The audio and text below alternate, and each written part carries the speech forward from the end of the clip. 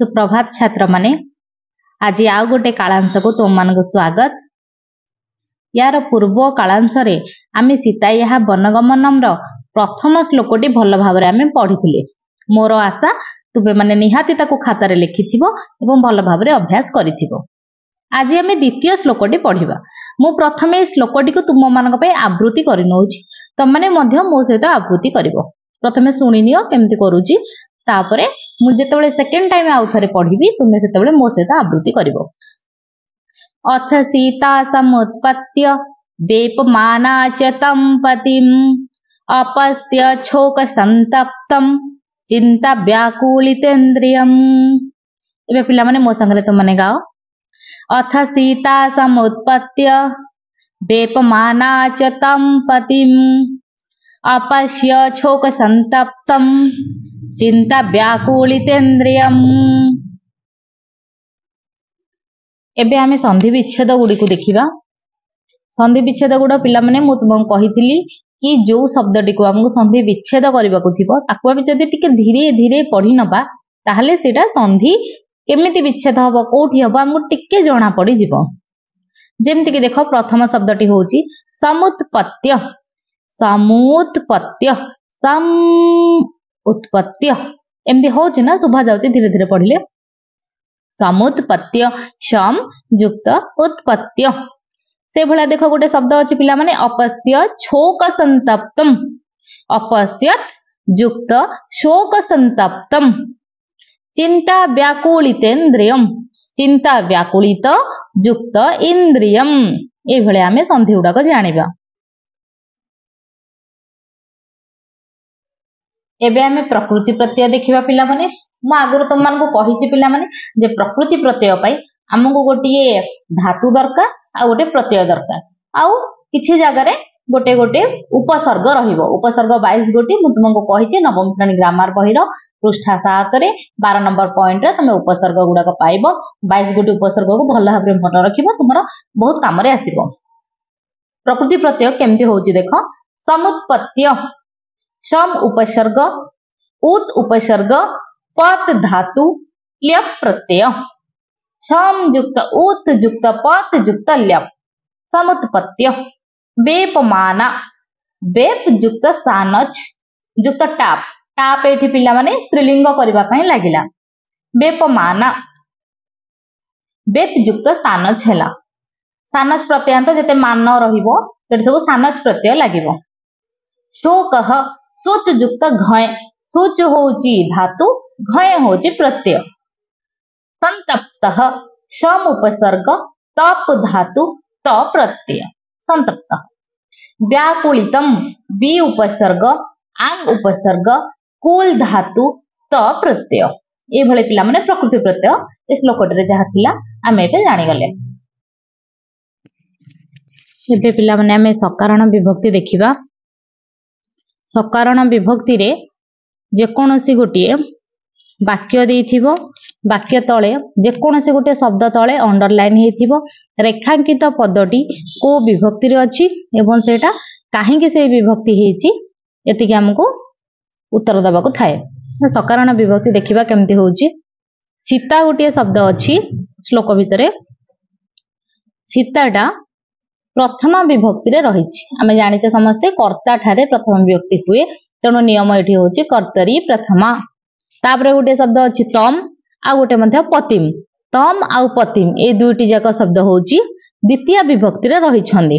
कर्म ठारे द्वितीय विभक्ति हुए आमे कथा जानिछे, तेणु कर्मणि द्वितीय ए नियम रे एठी द्वितीय विभक्ति हेछि।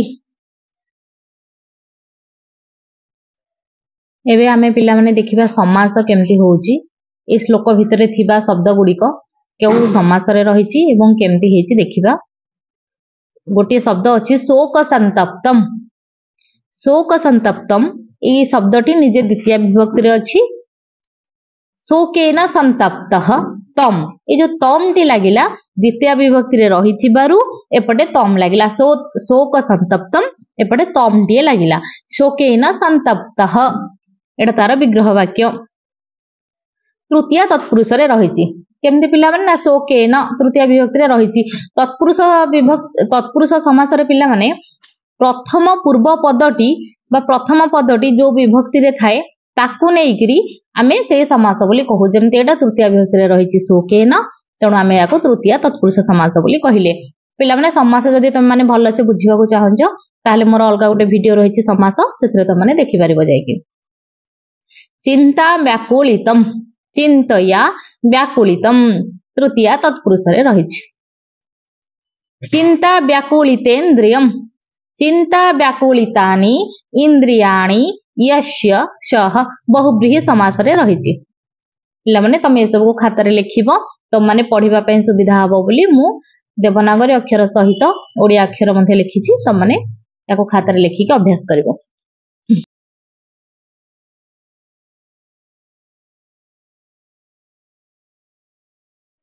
एबे आमे श्लोक भितर थिबा कठिन शब्द गुडिकर अर्थ गुडिक जानि नबा।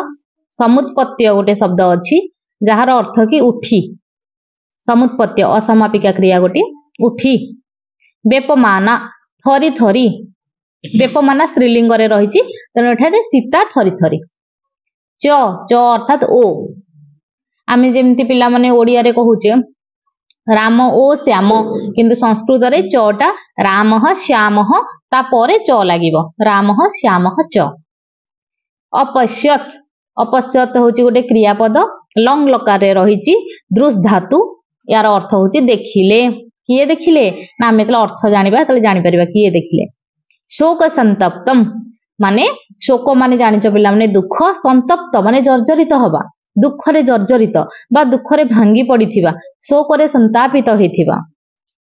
चिंता व्याकुलितेन्द्रियम, चिंता रे व्याकुलित होइथिबा इंद्रिय गुडिक। इंद्रिय पिला माने मुख्यतः हमर एकादश इंद्रियम रहिछि।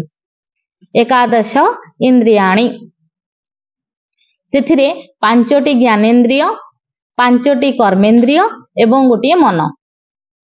पिला माने ज्ञानेन्द्रिय गुडिक होउछि हमर चक्षु, नासिका, हमर स्वाद जिह्वा एवं कर्ण एवं स्पर्श जोटा हमर चर्म त्वक, ए भलिया ज्ञानेन्द्रिय। एवं कर्मेन्द्रिय गुडाक बाक, पाणी, पाद, पायु, अपाय ए भली रहिछि एवं मन, ए भली मिसिक हमर एकादश इंद्रिय हेछि। तेणु एई शब्दर अर्थ हैला चिंता व्याकुलितेन्द्रियम। चिंता रे जहार इंद्रिय गुडिक व्याकुलित हेइछन्ति, जना पड़ी जाउछि इंद्रिय गुडिक देखला बेलकु जे वर्तमान ये चिंता रे अछन्ति। शब्दर अर्थटी चिंता रे व्याकुलित हेइथिबा बा विचलित हेइथिबा इंद्रिय गुडिक बा इंद्रिय गुडिक जहांकर विचलित होइछि। पिला माने आमे बे अन्वय करिबा श्लोकटी न आमे पूर्वरु जानिचे जे जेतेबेले श्लोकटी आमे पढुचे तार कर्ता क्रिया कर्म सब एपट सेपट हेकि थांती, पद्य रूप रे थांती, ताकू गद्य रूप रे करिबाकू ही अन्वय कुहा जे। अन्वयटी आमे जदि भल भाबरे जानि परिबा श्लोकटीर अर्थ आमे ठीक भाबरे बुझी परिबा। देखो पिला माने अन्वयटी मु केमति करिछि। अथ सीता बेपमाना समुत्पत्य शोक संतप्तम चिंता व्याकुलितेन्द्रियम तम पतिम अपश्यत। देख पिला माने अथ, अथ माने एहा परे आमे पूर्व श्लोक रे भी पढिथिले अथ एहा परे। एही वाक्यटी रे कर्ता होउची सीता एवं क्रिया होउची अपश्यत। सीता अपश्यत, सीता देखिले। सीता कौन देखिले ना पतिम, स्वामी को द्वितीय विभक्ति रे रहिछि। सीता स्वामी को देखिले।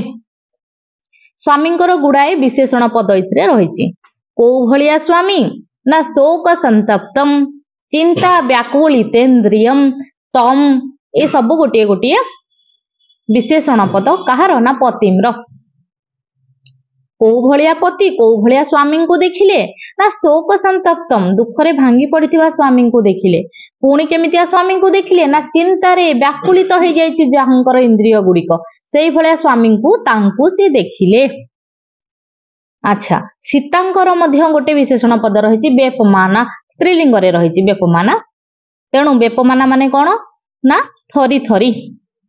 सीता जेतेबेले देखिले जे तांको स्वामी राति पाइले राजा हेबे, तांकर अभिषेक में साजसज्जा भल भाबरे चलीछि, खुशी हेइथिबा जनता, पूर्व श्लोक रे आमे पढिथिले खुशी हेइथिबा जो तांकर जनता रही तांकर प्रजा माने रही अत्यधिक खुशी हेई रामचंद्रंकर अयोध्या नगरी को भल भाव सजाड़ी एवं तांकर सिंहासन को तांकर राजदरबार को तांकर प्रकोष्ठ को शयन कक्ष को एते सुंदर भाव सजाड़ी जे रामचंद्र खुशी हवा कथा किंतु रामचंद्र कहीं आज मन दुख करिसेंती कहीं शोक संतप्त होती कहीं इंद्रिय गुड़िक चिंतार व्याकुलित है भाया जना पड़ुंट ये स्वामी को देखी सीता थरी थरिकी बसवा जगार समुत्पत्ति उठी पड़ी।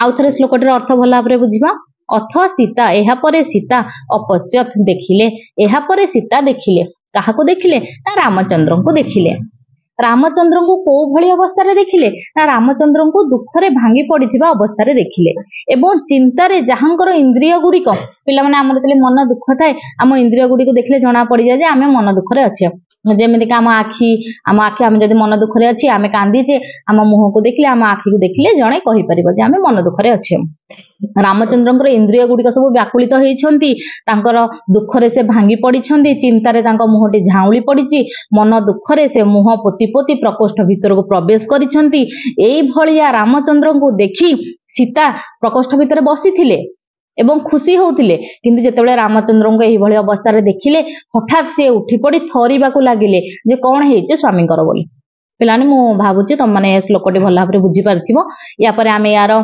शब्दार्थ भावार्थटी देखिबा जोटा कि तुम माने भल भाव अर्थ बुझी पारिबो एवं परीक्षा रे पढ़िले याको ठीक भाव लिखि पारिबो। भावार्थटी एही भली भाव मु लिखिछि देख तुम मानक पई एहा परे सती सीता दुखरे भांगी पड़िथिबा चिंतारे व्याकुलित होइथिबा इंद्रिय युक्त स्वामी रामचंद्र को देखी भयाकुल होई थरी थरी बसिथिबा स्थानरू उठी पड़िले।